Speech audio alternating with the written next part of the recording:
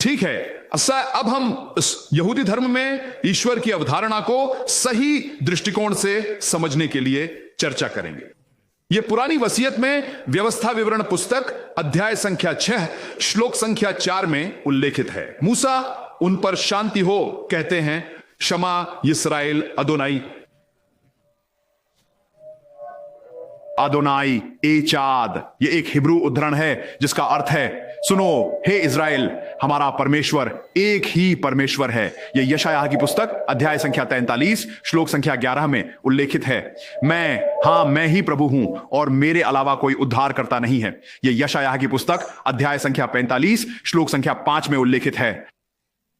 मैं ही भगवान हूं और कोई नहीं है, मेरे अलावा कोई ईश्वर नहीं है। यह यशायाह की पुस्तक अध्याय संख्या 46 श्लोक संख्या 9 में उल्लेखित है। मैं ईश्वर हूं और मेरे जैसा कोई नहीं है। यह आगे निर्गमन की पुस्तक अध्याय संख्या 20 श्लोक संख्या 3 से 5 में उल्लेखित है। तू मेरे सामने किसी और देवता को नहीं मानना।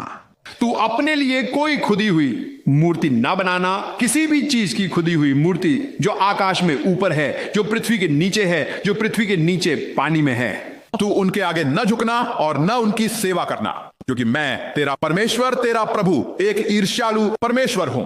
वही संदेश पुनः दोहराया गया है व्यवस्था विवरण पुस्तक में अध्याय संख्या 5 श्लोक संख्या 7 से 9,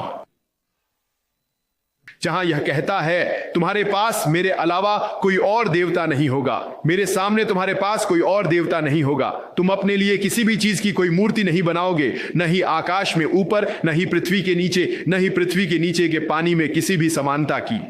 तू उनके आगे न झुकना और न उनकी सेवा करना, क्योंकि मैं तेरा परमेश्वर, तेरा प्रभु एक ईर्ष्यालु परमेश्वर हूं। इसलिए यदि तुम यहूदी धर्म ग्रंथ पढ़ते हो, यदि तुम पुराना नियम पढ़ते हो, यदि तुम तोराह पढ़ते हो, तो तुम यहूदी धर्म में परमेश्वर की अवधारणा को समझोगे और यहूदी धर्म को सही दृष्टिकोण से समझोगे।